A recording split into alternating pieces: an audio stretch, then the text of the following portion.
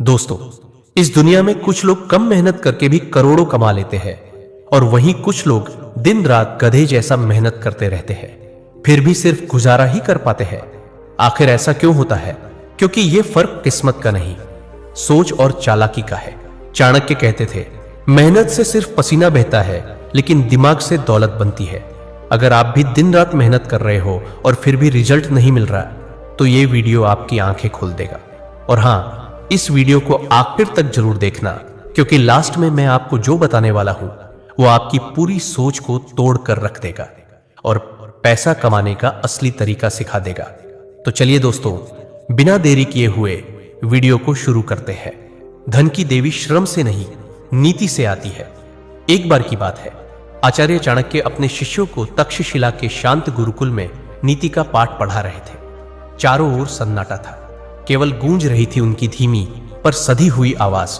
वे राज्य, सत्ता और नीति के रहस्यों को उजागर कर रहे थे कि तभी एक युवा शिष्य ने बड़ी ही उत्सुकता से पूछा, आचार्य, यदि मुझे जीवन में लक्ष्मी प्राप्त करनी हो तो क्या मुझे दिन रात कठिन परिश्रम करना पड़ेगा?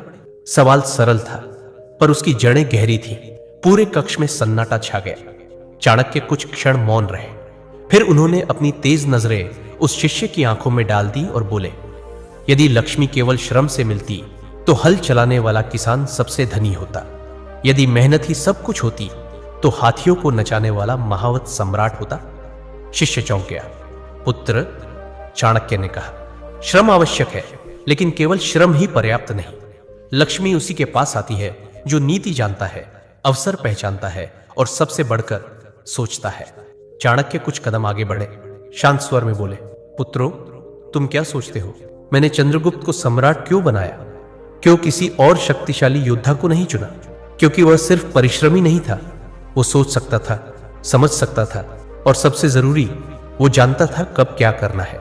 शिष्य की जिज्ञासा और बढ़ गई। पर आचार्य, उसने कहा, तो क्या श्रम व्यर्थ है?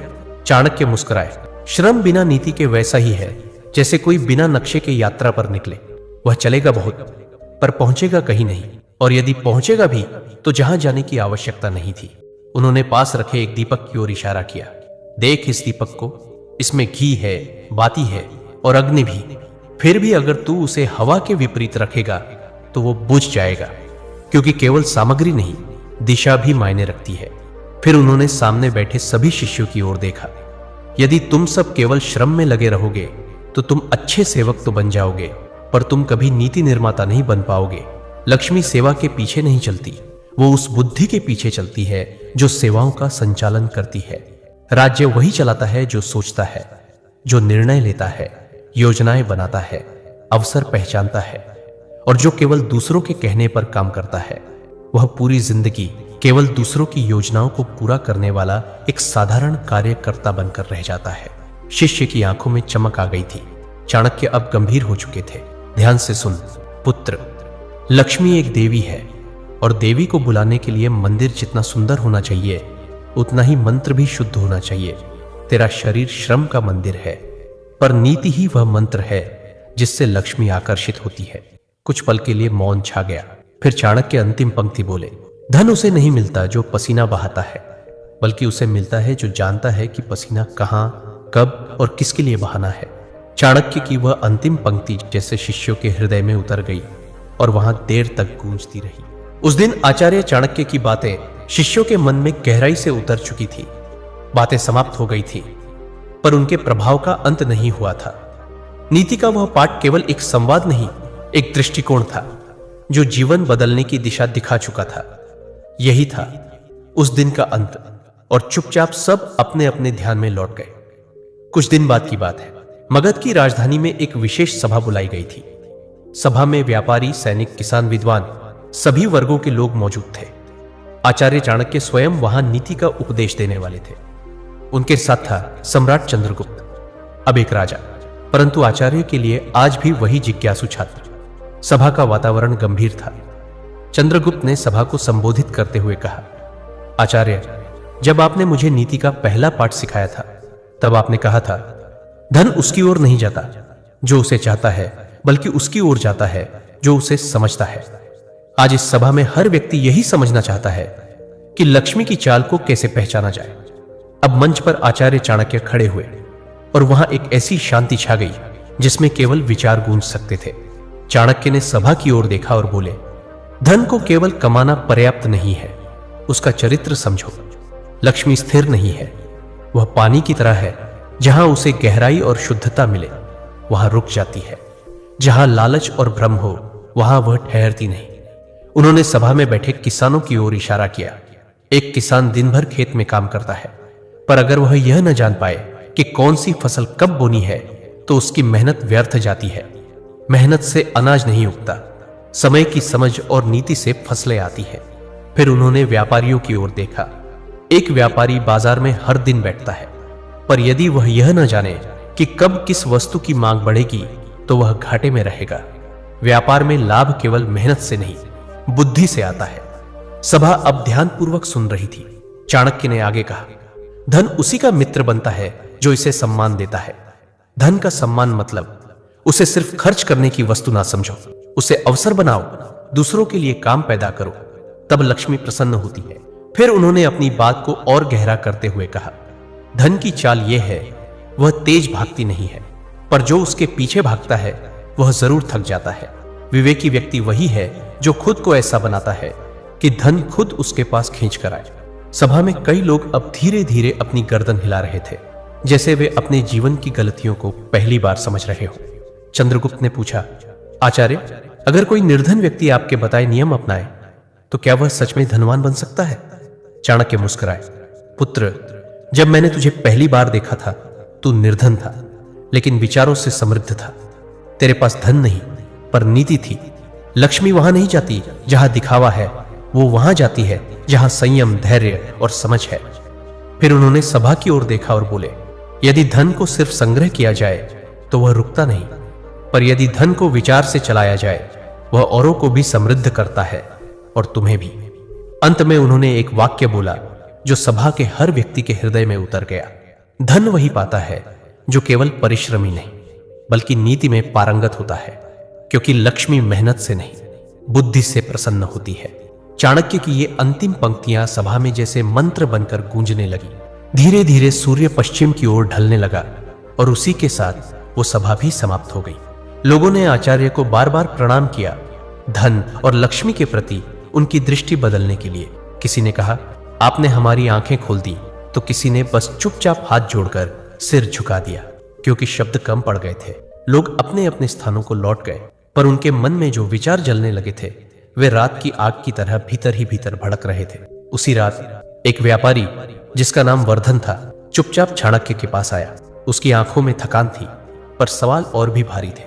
आचार्य, वर्षों से व्यापार कर रहा हूं, श्रम में कमी नहीं छोड़ी, पर लक्ष्मी जैसे आती है वैसे ही चली जाती है। कहां भूल हो रही है?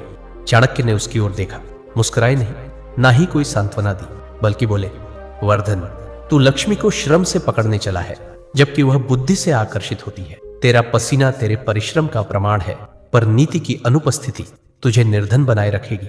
वर्धन सिर झुकाकर बैठ गया। चाणक्य धीरे से बोले, ध्यान से सुन, लक्ष्मी कभी उस घर नहीं जाती जहां ये तीन दोष हो, अनियंत्रित खर्च, अस्थिर निर्णय और आत्मशंका। पहला, अनियंत्रित खर्च। जो व्यक्ति धन को मिला और तुरंत विलासिता में बहा दिया, वह लक्ष्मी का अपमान करता है। वह सोचता है कमा लिया, पर लक्ष्मी सोचती है यह मुझे टिका कर नहीं रख सकता। दूसरा, अस्थिर निर्णय। धन उसी के पास आता है जो समय पर निर्णय ले सके। जो हर बार सोचते हैं देखेंगे में समय गवाता है, वह अवसर खोता है, और लक्ष्मी अवसर के साथ चलती है, आलस्य के साथ नहीं। तीसरा, आत्मशंका।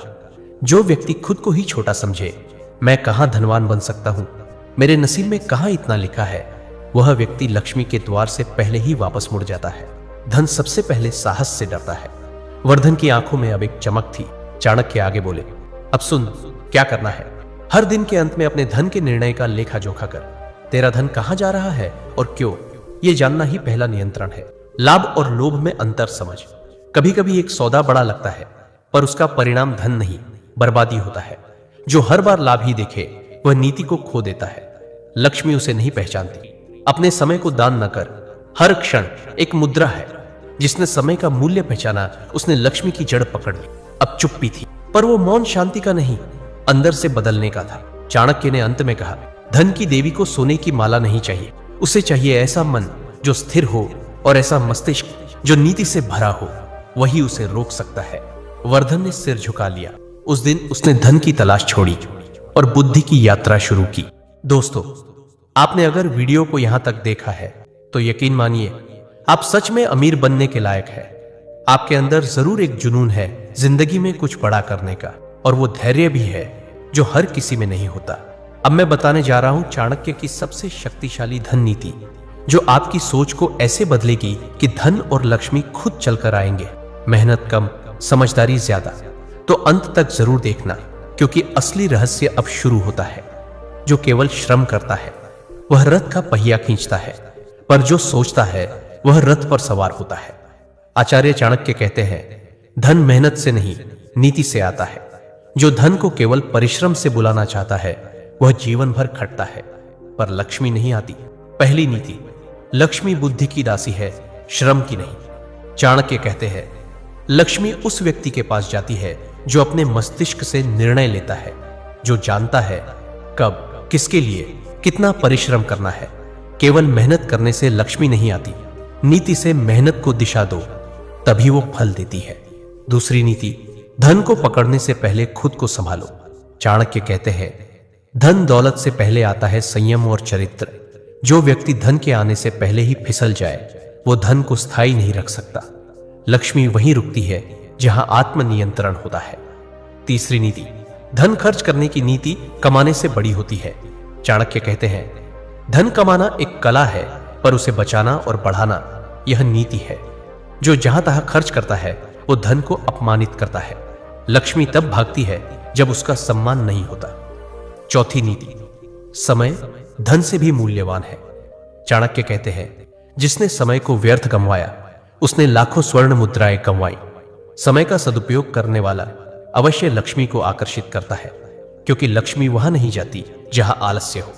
पांचवी नीति, बुद्धि का निवेश सबसे बड़ा निवेश है। चाणक्य कहते हैं, धन को केवल वस्तुओं में मत लगाओ, बुद्धि में लगाओ। जो अपने ज्ञान को बढ़ाता है वो स्वयं को ऐसा बना देता है कि धन उसकी ओर खींच कर आता है। छठी नीति, अवसर पहचानने वाला ही अमीर बनता है। चाणक्य कहते हैं, अवसर खुद नहीं आते, उन्हें देखना, पहचानना और पकड़ना पड़ता है। जो केवल काम में डूबा रहे और सोच न सके वो अवसर खोता है, और लक्ष्मी भी। सातवीं नीति, धन को रोकने की कला सीखो। चाणक्य कहते हैं, धन कमाना सरल है, पर उसे रोकना, संभालना और बढ़ाना यही असली चातुर्य है। जो अपने घर की दीवारें मजबूत करता है वही लक्ष्मी को भीतर रख सकता है। अंत में चाणक्य कहते हैं, धन का संबंध परिश्रम से नहीं सोच से होता है, क्योंकि श्रमिक बदलते हैं पर नीति से चलने वाले राज करते हैं। तो दोस्तों, अगर आप भी जीवन में धन, संपत्ति, ज्ञान और असली सफलता पाना चाहते हैं तो हमारे चैनल को अभी लाइक, शेयर और सब्सक्राइब जरूर करें, क्योंकि यहां हर शब्द आपका जीवन बदलने की ताकत रखता है। याद रखिए, अंधेरे में वही रोशनी पाता है जो खोजने की हिम्मत करता है, और धन उसी के पास आता है जो बुद्धि से उसका स्वागत करता है। मिलते हैं अगले वीडियो में, तब तक हमसे जुड़े रहिए और अपना ख्याल रखिए। धन्यवाद।